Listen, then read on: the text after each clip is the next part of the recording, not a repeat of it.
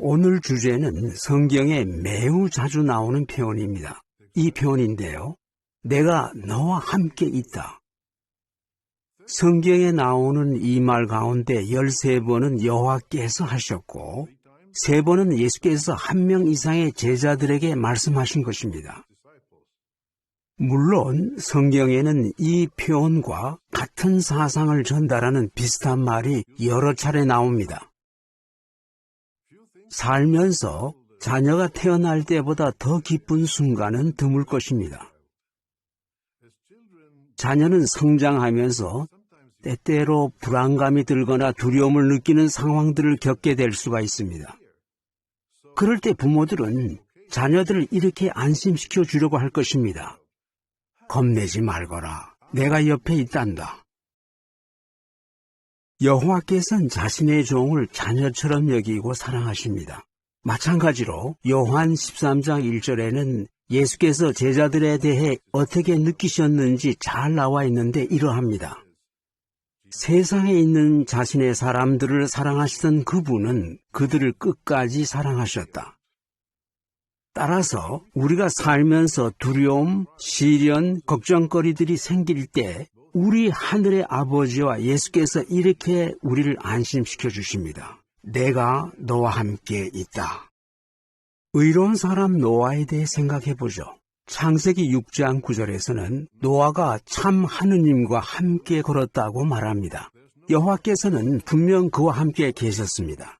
그분은 노아와 그의 가족이 대홍수를 살아남게 해주셨죠.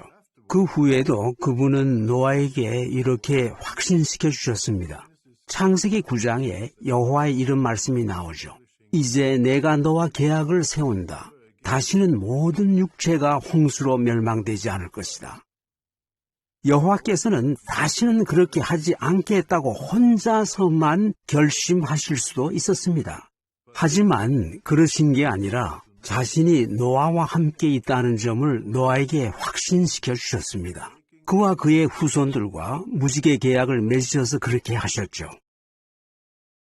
또한 그분은 비슷한 표현을 사용해 아브라함, 이삭, 야곱, 요셉, 모세, 여호수아, 기드온과도 함께 계신다는 걸 나타내셨습니다. 이들은 여호와께서 좋아하신 사람들이었고 그래서 확신시켜 주신 것입니다. 그들과 함께 있다고요.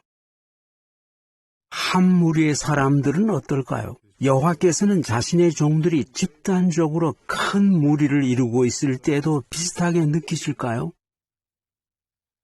출애굽기 6장 6절과 7절을 찾아보겠습니다. 이스라엘 나라 전체가 이집트에서 노예로 혹독한 시련과 고통을 겪고 있었습니다. 여호와께서 그 거대한 무리의 사람들을 어떻게 안심시켜 주시는지 보시죠. 6절과 7절입니다. 그러므로 이스라엘 사람들에게 말하여라. 나는 여호와이다. 내가 이집트인들의 무거운 짐 아래서 너희를 이끌어내어 노예 생활에서 구출할 것이며 편팔과 큰 심판으로 너희를 되찾을 것이다.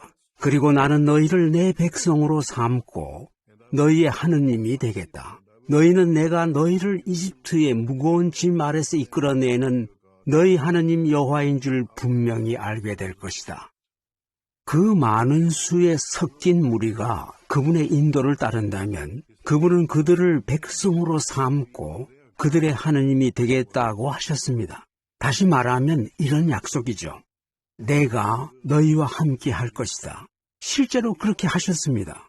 40년 동안 광야에서 그분은 그들과 함께 하시면서 그들을 먹이셨고 물을 공급하셨고 옷과 신발이 헤어지지 않게 하셨고 독사들이 해치지 못하도록 보호해 주셨습니다. 후에 약속의 땅에 들어가서도 적들과 전쟁이 벌어졌을 때 보호해 주셨죠. 그분은 이스라엘의 왕들에게도 그분의 계명과 지시를 따른다면 그들과 함께하고 지원하겠다고 약속하셨습니다. 솔로몬 왕은 이런 말을 들었죠. 여호와 너희 하나님은 너를 버리거나 떠나지 않으실 것이며 너와 함께 계실 것이다. 아사 왕은 이런 말을 들었죠. 여러분이 여호와와 함께하는 한 그분도 여러분과 함께 하십니다. 여호사밧 왕은 강력한 적군의 공격을 받았을 때 이런 말을 들었습니다. 내일 그들과 맞서러 나가거라. 여호와가 너희와 함께 있을 것이다. 여호와께서는 그분의 이름으로 보냄을 받은 많은 예언자들과도 함께 하셨습니다. 한 가지 예는 예레미야입니다. 예레미야와 같은 임무를 받았다고 상상해 보십시오. 악한 왕들, 부패한 제사장들, 거짓 예언자들에게 가서 강력한 질책과 심판의 소식을 전해야 한다면 어떻겠습니까? 어떤 기분일까요?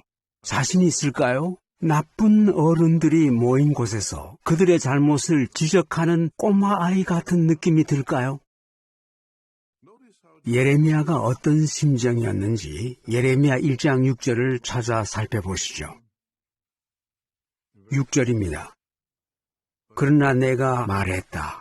아, 주권자인 주 여호와여, 저는 아직 아이라서 말할 줄 모릅니다. 여호와께서는 어떻게 안심시켜 주셨습니까? 예레미야 1장 8, 9절, 그들의 모습을 보고 두려워하지 마라. 내가 너와 함께 있어 너를 구해줄 것이기 때문이다. 여호와의 말이다. 그러고 나서 여호와께서 손을 내밀어 나의 입에 대셨다. 여호와께서 말씀하셨다. 내가 나의 말을 너희 입에 넣어주었다. 만약 여호와께서 여러분에게 할 말을 입에 넣어주신다면 더 이상 꼬마아이 같다고 느끼지 않을 겁니다. 예레미야는 우리와는 다른 슈퍼맨 같은 사람이 아닙니다. 우리와 같은 사람이죠. 흥미롭게도 예레미야는 우리와 다른 시대와 장소에 살았지만 우리와 비슷한 어려움들을 겪었습니다. 우리도 일상생활 중에 직장에서, 학교에서 다양한 사람들과 접하게 됩니다. 어떤 사람들은 대하기가 어려울 수 있죠. 또 예레미야처럼 여호와께서는 우리에게도 낯선 사람에게 가서 전파하라는 사명을 주셨습니다. 우린 왕국의 좋은 소식을 전해줍니다. 관심이 있는 사람도 있고 관심이 전혀 없는 사람도 있죠. 때로는 화를 내고 심지어 위협을 가하는 사람도 만나게 될지 모릅니다. 그럴 때 예레미야를 기억하십시오. 그는 처음엔 두려워했지만 용기를 내어 반대자들이 가하는 위협에 굴하지 않고 소식을 전했습니다. 그렇게 할 수 있었던 이유는 무엇입니까? 여호와께서 이렇게 약속하셨기 때문입니다. 내가 너와 함께 있다. 그분은 내가 나의 말을 너희 입에 넣어주었다고 하셨습니다. 여호와께서는 우리에게도 그렇게 해 주실까요? 물론입니다. 예레미야를 비롯한 히브리어 성경에 나오는 다른 충실한 사람들과 마찬가지로 여호와께서는 참 그리스도인들과도 함께 해 오셨습니다. 과거에도 현재에도요. 이번엔 요한복음 8장을 함께 보시죠. 예수를 생각해 보십시오. 예수가 완전한 분이셨기에 여호와께서는 그를 혼자 내버려 두셨나요? 요한 8장 16절에서 예수께서는 뭐라고 하셨습니까? 그러나 내가 판단하더라도 나의 판단은 참됩니다. 나 혼자가 아니라 나를 보내신 아버지께서 나와 함께 판단하시기 때문입니다. 봉사 중에 말을 건네기가 두려운 사람을 만났다고 해보세요. 그런 사람을 만났는데 옆에는 봉사 짝도 없습니다. 우리는 정말 혼자인 걸까요? 예수께서는 자신의 인간 생애 중에 중압감이 가장 심하고 감정적으로 가장 힘든 시기에 제자들이 자신을 버리고 도망칠 것임을 아셨습니다. 하지만 정말 혼자셨나요? 요한복음 16장 32절을 보면 그 답을 알 수 있습니다. 예수께서 직접 말씀하셨죠. 여러분이 각자 자기 집으로 흩어져 나를 혼자 버려둘 때가 옵니다. 사실 그때가 이미 왔습니다. 그러나 아버지께서 나와 함께 계심으로 나는 혼자가 아닙니다. 예수께서는 가장 힘든 시기에 혼자가 아니셨습니다. 여호와께서 함께 하셨죠. 이제 다시 화가 잔뜩 난 집주인 앞에 혼자 서 있다고 생각해 봅시다. 정말 혼자인가요? 여호와께서 곁에 계시죠. 사실 그 사람 앞에서 회중의 모든 형제 자매와 함께 서 있는 것보다 더 든든한 일이 아닙니까? 그런데 예수께서 이 귀중한 사실을 가르쳐 주신 이유는 무엇입니까? 다음 구절을 보시죠. 그 이유에 대해서 뭐라고 설명하시는지 보겠습니다. 요한복음 16장 33절. 내가 이런 말을 한 것은 나를 통해 여러분이 평화를 누리게 하려는 것입니다. 세상에서는 여러분이 환난을 겪을 것이나 용기를 내십시오. 내가 세상을 이겼습니다. 감사하게도 그분은 우리가 전파하면서 두려움을 느낄 때 어떻게 할지 알려주신 겁니다.